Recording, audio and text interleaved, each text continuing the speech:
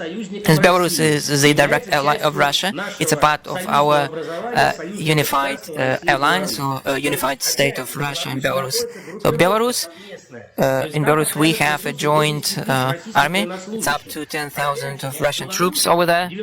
So Belarus, 98% of the Belarus weapons are Russian-made, even though Belarus produces some types of the weapons.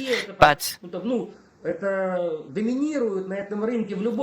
Russian weapons are dominating this market, taking into account that more than 90% of the economy is using the Russian markets. So we are intertwined like the twins. So in those goals which Russia is achieving in Ukraine right now, since Ukrainian territory is the third brother people, Ukrainians, the Belarusians, and the Ukrainians, and those Russian-speaking Ukrainians whom we consider to be quite normal people, not imposed by propaganda and Russian phobia.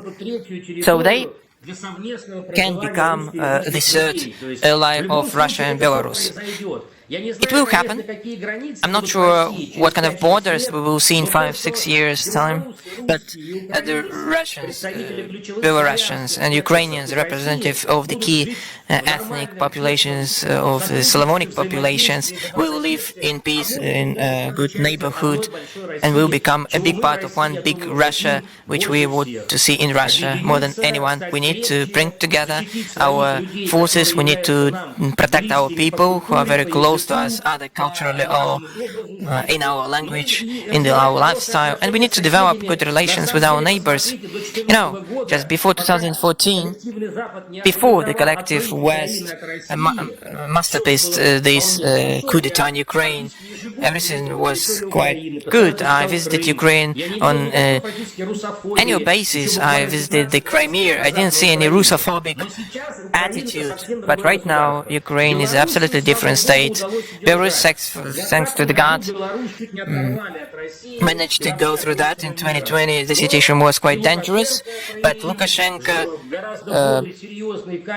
showed more determination compared with Mr. Yanukovych in the past, and he demonstrated to these pro-Western political groups that he had his backbone, he had the shoulders to support him, he had a big support in Belarus, and he was the leader of the majority, not the minority.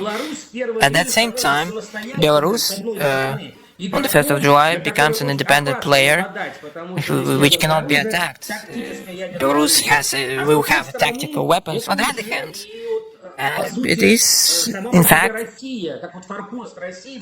as a kind of a stronghold of Russia in the West, since right now Belarus is a part of our missile shield, some anti-missile system, ABM, from Torrent 2 system, S-400 systems.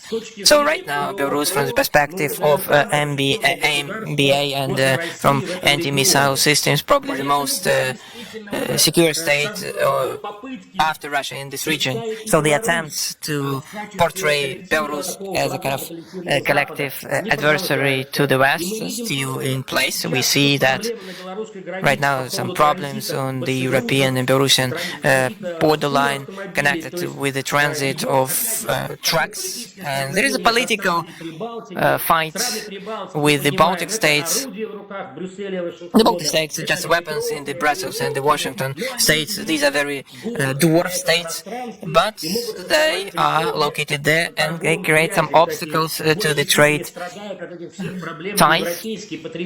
Because the European consumers are those who lose, because these trucks are moving towards Europe and European consumers do not get these goods. You know, it's a big knot of problems, not only in Ukraine. Since all the states are interconnected economically, Belarus, in this case, is kind of a very important ally. I have visited Belarus 3 times over this month, attended different events. I can tell you for sure that Belarus impresses me a lot. The people in Belarus support the policy of Russia and they want to be integrated. I believe that this vaccine of 2020, the people saw what had happened in Ukraine. They understood how they learned the lesson, and they understood that Russia is a kind of a guarantor of stability and security. Unfortunately, the collective West is not interested in Ukraine, Moldova, Belarus, or any other post-Soviet states live in peace. They're not interested in that. They are only interested in escalation, for Russia to wage war and spend billions of rubles on these weapons to participate in this armed force. We are constantly engaged in these processes, but without the action Russia is taking in Ukraine right now, it is undoubtedly that we can achieve the goals of security and peace in this territory. Sometimes to achieve peace, you need to conduct military operations. How sad it might sound, it is just a matter of fact, and it's not Russia to blame. Russia supported peace in this area for 25 years after the collapse of the USSR. And the ACID test, which was the protest and coup d'etat orchestrated by the West in 2014, which ended up in a bloody coup d'etat, that was the cause of that civil war and the chaos which we can see right now in Ukraine.